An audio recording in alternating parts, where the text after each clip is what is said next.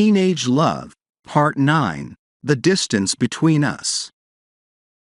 As winter turned to spring, the miles between Alex and Lily felt heavier than ever. The excitement of new experiences at college had faded, replaced by the weight of routine and the longing to see each other in person again.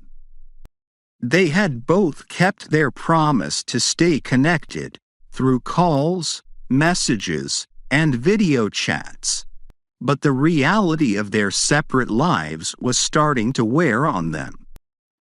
The warmth and closeness they used to share felt like a memory, something they could only grasp at from a distance.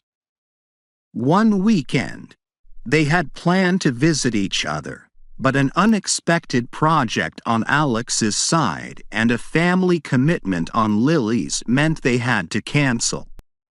As they sat down for another video call that evening, neither of them could ignore the growing tension any longer. I hate that we had to cancel this weekend. I've been looking forward to seeing you for weeks. Me too. It feels like every time we get close to seeing each other, something gets in the way. I'm tired of it. I miss you.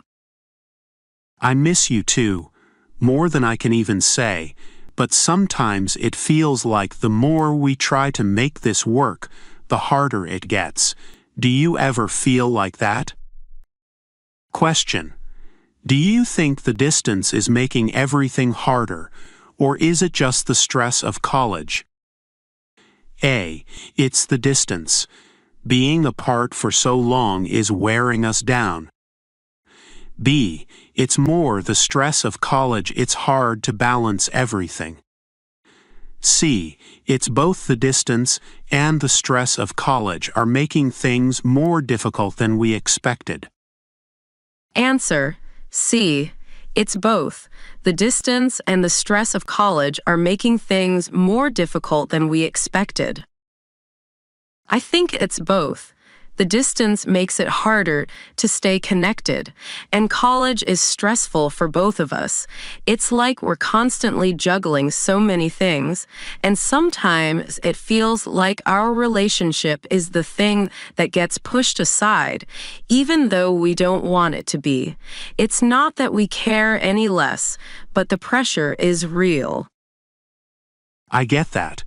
I don't want our relationship to feel like just another thing on our list, but it's hard not to feel that way when we're both trying to keep up with so much.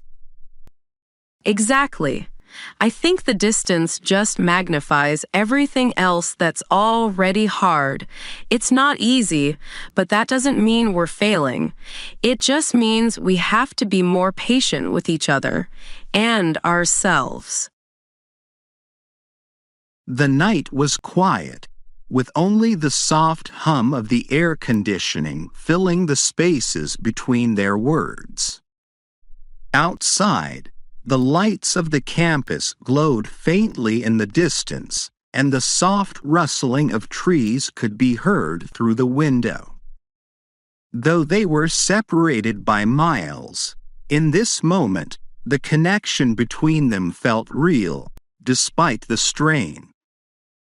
Do you think there's ever going to be a time when the distance doesn't feel so overwhelming, like, will we get used to it, or is this just how it's going to be? I don't know.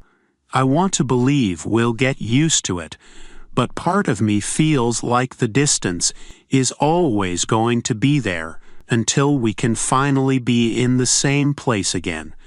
What do you think? Question: do you think we'll ever get used to the distance, or will it always feel this hard?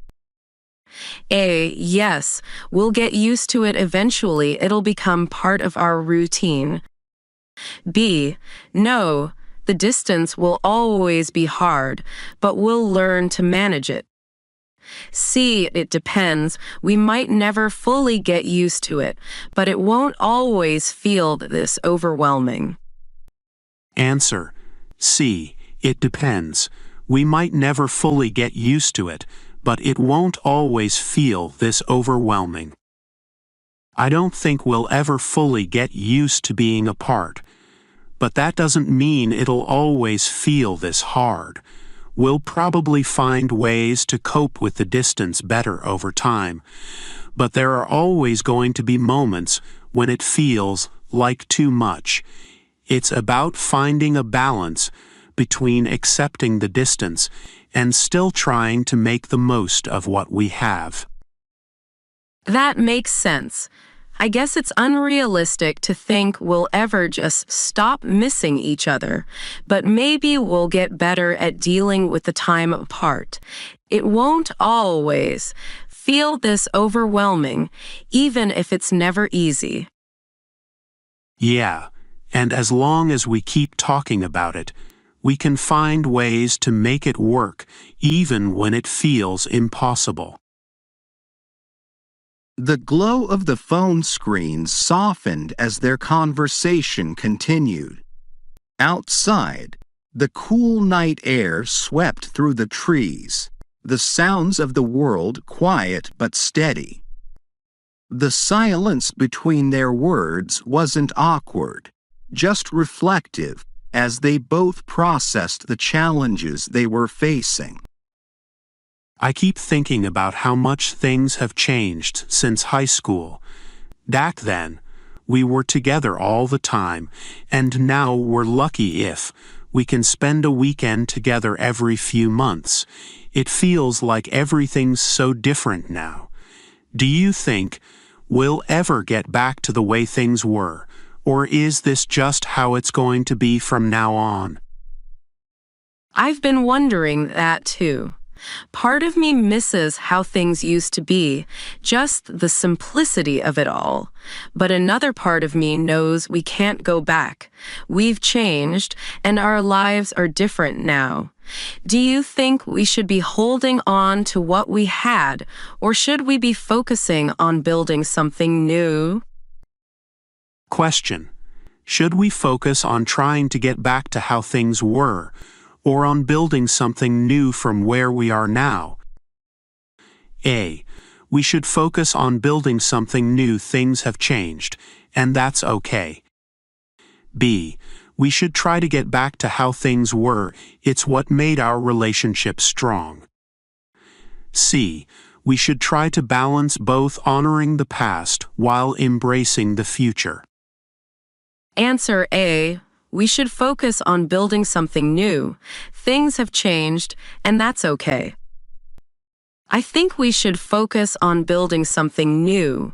We're not the same people we were in high school, and our relationship doesn't have to stay the same either. That doesn't mean we're losing what we had. It just means we're growing, and we need to embrace that. Trying to go back to the way things were might hold us back from what we can become together. You're right. I've been so focused on trying to recreate what we had, but maybe that's not the answer. We're different now, and that's okay. We can build something new, something that works for where we are now. Exactly. We're not losing anything by letting things change, we're just evolving. And I think that's how we'll stay connected, even through the hardest parts. The stars outside twinkled softly, their light distant but constant, like the connection between Alex and Lily. Though they were miles apart, they knew that their relationship wasn't about holding on to the past.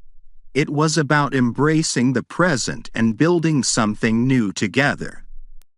The distance between them was real, but so was the bond they shared. I'm glad we talked tonight. It's not always easy, but I feel better knowing we're on the same page. We don't have to try to go back to how things were. We can keep moving forward. Me too. I feel like we're finally understanding that it's okay for things to change. We'll figure this out, even if it's not the same as it used to be. One step at a time, right? Always, one step at a time. Under the vast night sky, with the distance between them fading into the background, Alex and Lily found comfort in knowing that their relationship, though different from what it once was still strong enough to withstand the changes ahead, one step at a time. 5 words related to the theme of teenage love, Part 9, the distance between us. Overwhelm, the feeling of being unable to cope with the weight of emotional or physical challenges.